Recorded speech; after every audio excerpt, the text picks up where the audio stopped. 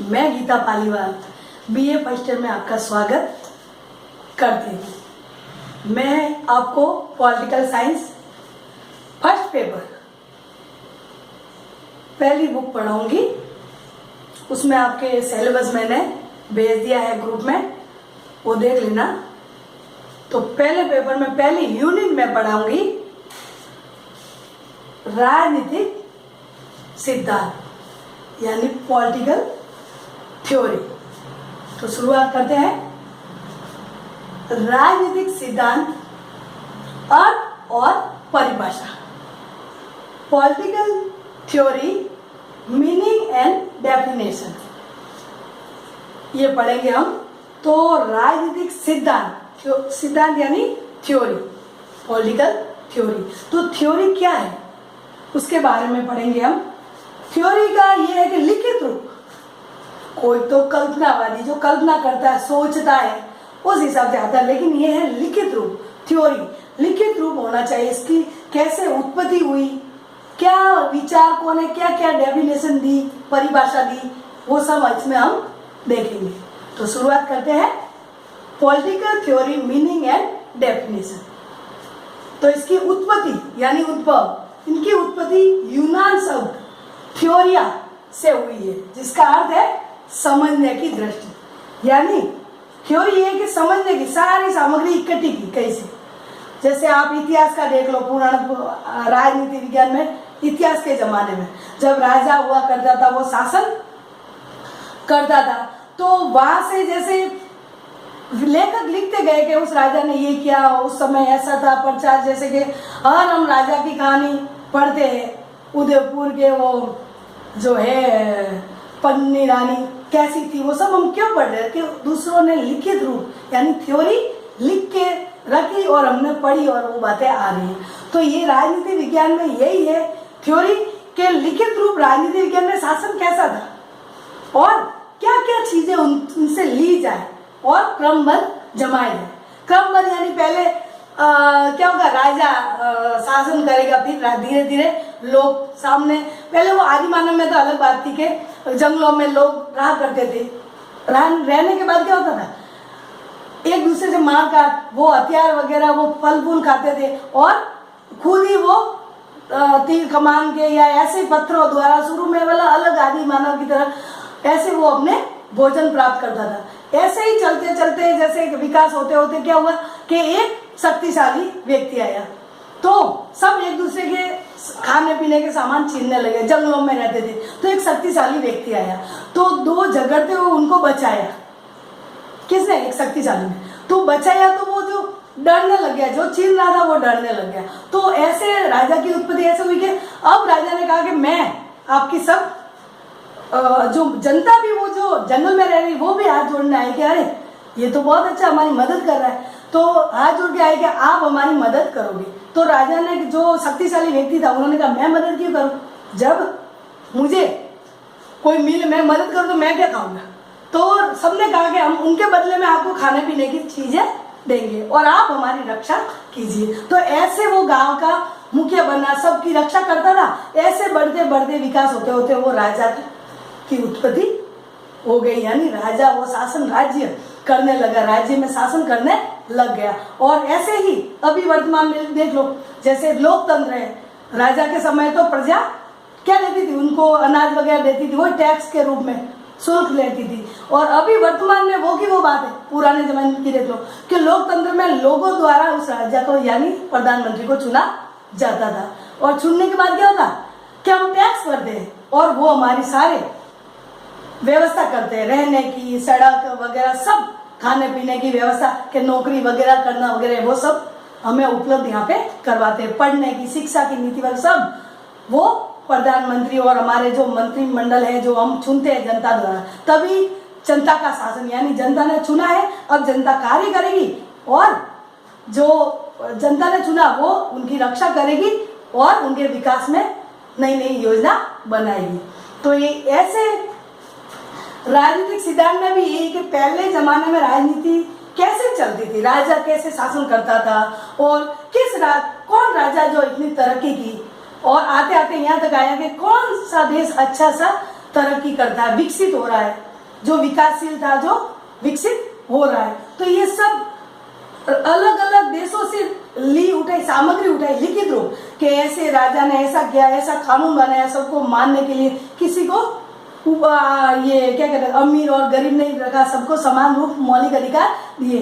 ऐसे कर करके सबने लिखित रूप लिए और क्या क्या उन्होंने लिखित रूप के हर कोई जो भी शासन, लोकतंत्र, राजा के समय की बात कहो या अभी जो लोकतंत्र में जो शासन करेगा उनको ये पॉलिटिकल थ्योरी, ये लिखित रूप में उन नियमों का पालन करना पड़ेगा। तो इस तरीके से ये सिद्धांत कहा जाता है कि लिखित रूप। एक तो कल्पना के प्लेटो के समय में वो राज्य की कल्पना की थी कि साम्यवादी ऐसा राजा होना चाहिए जो जनता के लिए वो किसी का परिवार नहीं होगा, दो वर्गों को ही परिवार नहीं, सैनिक को अपने देश के लिए करेगा, सब समाजवादी की तरह रहेंगे। ऐसे साम्यवादी उनका प्लेटो का था, वो कल्पनावादी था, लिखित रूप नहीं था। लेकिन बाद में खंडन किया, उनके शिष्य अरस्तु ने खंडन किया कि नहीं, कि ऐसा हो ही नहीं सकता। जब परिवार का मोह नहीं होगा और परिवार के लिए कुछ हम करेंगे नहीं, परिवार के उनको नहीं सौंपेंगे, तब तो परिवार की रक्षा के लिए वो तो भी धोखाबाजी कर सकता है। इसलिए कह रहे कि परिवार होना जरूरी। तो ये है कि कल्पनावादी मन चाहेगा, लेकिन थ्योरी में लिखित के ये होगा तो यही होगा। जैसे थ्योरी में लिखित वैज्ञानिक विधि, जैसे साइंस में जो प्रयोग किया तो वो होकर ही रहेगा, ऐसे ही थ्योरी में लिखित रूप आया कि तथ्य और मूल्यों को लिया जाए, आंकड़ों को लिया जाए, तो इनका निष्कर्ष ये निकलेगा। ये बातें सब पढ़ेंगे हम पॉलिटिकल थ्योरी में।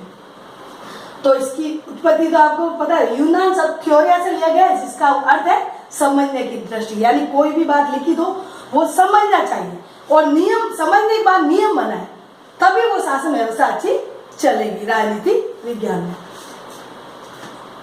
सिद्धांत का अर्थ समझने के लिए दृष्टिकोण या उपागम, ये दोनों एक ही है। दृष्टिकोण भी कह सकते हैं या उपागम, अप्रोच। इन दोनों को इंग्लिश में अप्रोच कहते हैं, को समझना होगा। दृष्टिकोण, उपागम या अप्रोच, यानी कि इनके बदले में हमें यह समझना होगा दृष्टिकोण, उपागम या अप्रोच, यानी उनका उनकी नजर दृष्टि से क्या है राजनीतिक थ्योरी, अपनी अपनी नजर दृष्टि से वो लिख कर करते हैं कि ये मेरा मानना है कि ऐसे शासन व्यवस्था होनी चाहिए, तब जाके ऐसी जनता सुखी रह सकती है।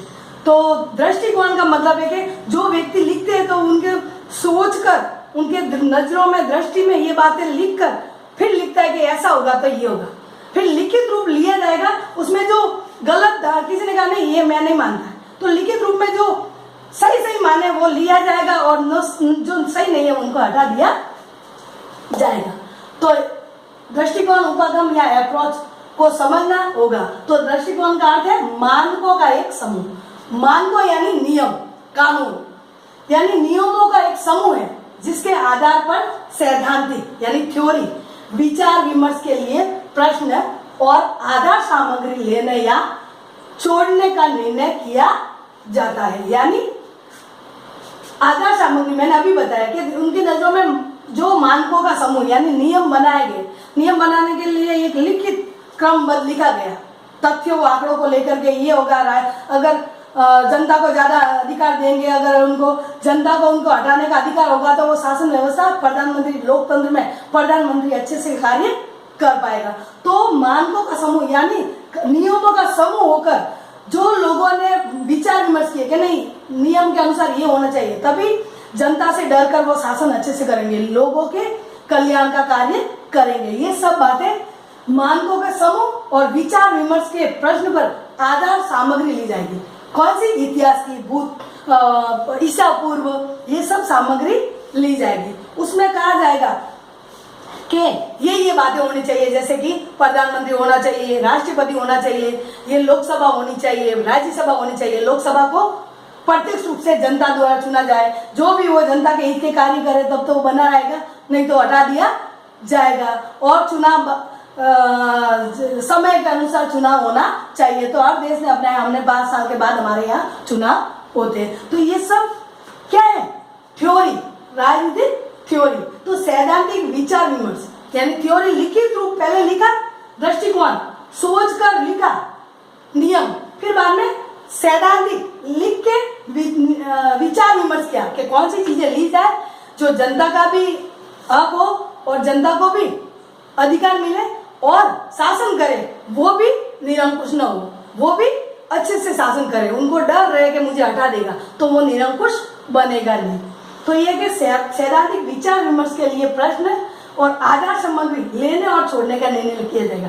थ्योरी में लिखने जो बातें नहीं लेनी के नहीं, इससे कोई प्रभाव नहीं पड़ेगा, न तो जनता का कल्याण होगा, नहीं कोई जो प्रधानमंत्री वगैरह शासन करेंगे वो भी निरंकुश हो सकते हैं। तो ऐसी बातें तो हटा देंगे, छोड़ देंगे। और जो मेन जिसमें अधिकार लोगों का भी है, देश भी विकास कर रहे हैं और लोग भी विकास कर रहे हैं, तभी तो शिक्षा वगैरह सब उनको मौलिक अधिकार में दे रखेंगे ताकि लोग आगे बढ़े। तो ये है कि छोड़ने और ये निर्णय लिया जाता है कि कैसे शासन होगा और लिखित रूप लिया जाए, तभी लोग आगे से लिखित होगा। जैसे आपको मौलिक अधिकार, 6 मौलिक अधिकार आपके लिखित नहीं होते, हमारा संविधान लिखित नहीं होता, जैसे कि ब्रिटिश का तो अलिखित है, हमारा लिखित नहीं होता संविधान।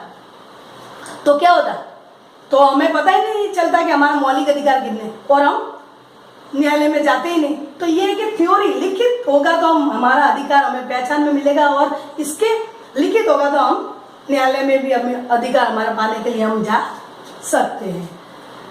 ये बात हुई। तो इसके राजनीतिक सिद्धांत के बारे में डेफिनेशन, परिभाषा दी है जॉर्ज कैटलिन। इनके अनुसार क्या कहा कि राजनीतिक सिद्धांत क्या है, इनके अनुसार है, देखो आपको बड़े प्रश्न में 15 नंबर के प्रश्न में डेफिनेशन जो भी है, परिभाषा डेफिनेशन एक तो लिखनी पड़ेगी, स्कूलों की तरह नहीं चलेगी कि आपके लिखे नहीं दे। कॉलेज में आपको परिचय देता तो एक डेफिनेशन लिखनी ही है, तभी नंबर आपके आएंगे। तो डेफिनेशन जॉर्ज कैटलिन के अनुसार क्या कहा है, राजनीतिक सिद्धांत, राजनीतिक विज्ञान और राजनीतिक दर्शन, यानी राजनीति विज्ञान पॉलिटिकल साइंस और राजनीतिक दर्शन यानी पॉलिटिकल फिलोसॉफी दर्शन, दोनों का मिश्रण, जहां विज्ञान संपूर्ण सामाजिक जीवन के नियंत्रण के विभिन्न स्वरूप की प्रक्रिया की ओर ध्यान आकर्षित करता है। यानी कैटलिन कह रहा है कि राजनीति विज्ञान दर्शन भी है, यानी फिलोसॉफी भी है और राजनीति विज्ञान भी है।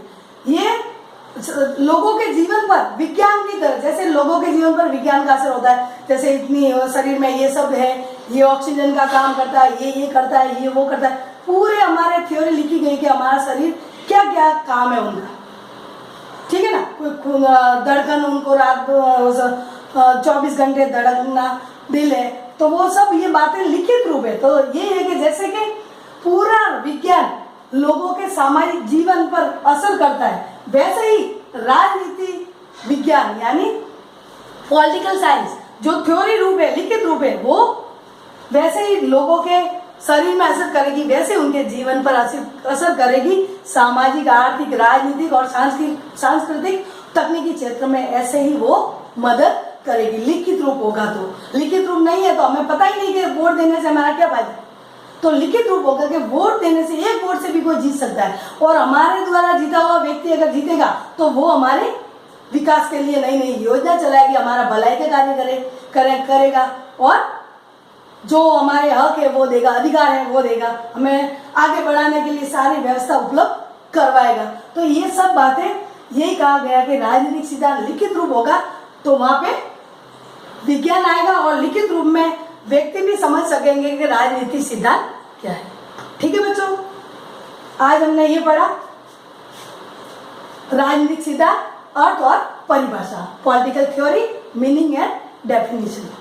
ठीक है बच्चों, फिर कल पढ़ेंगे आगे का हम उनके प्रकृति व क्षेत्र, यानी राजनीतिक सिद्धांत का प्रकृति और क्षेत्र। ठीक है बच्चों, political theory, meaning and definition. Bye बच्चों।